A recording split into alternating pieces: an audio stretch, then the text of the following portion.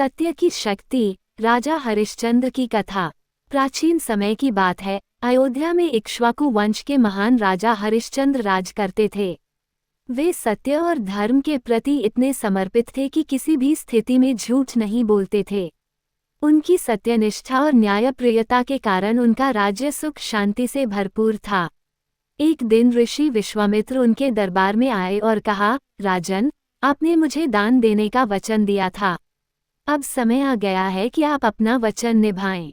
राजा हरिश्चंद्र ने बिना संकोच अपना पूरा राज्य और धन दान में दे दिया।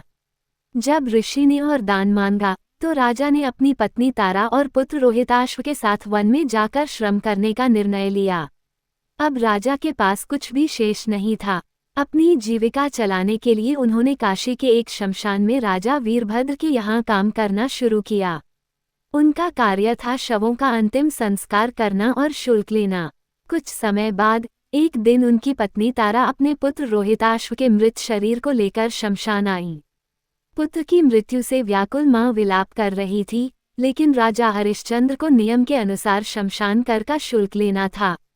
जब पत्नी के पास शुल्क देने के लिए कुछ न था तो राजा हरिश्चंद्र ने कहा, मैं नियम नहीं तोड़ सकता।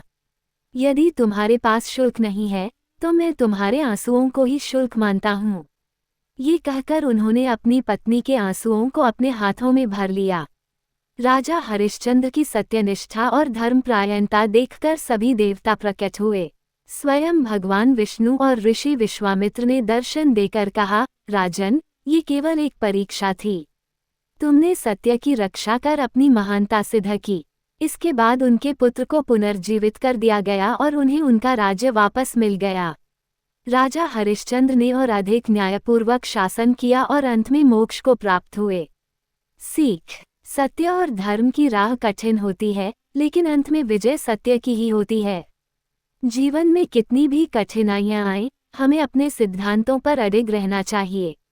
ईश्वर सच्चे और धर्मपरायण लोगों की परीक्षा लेते हैं,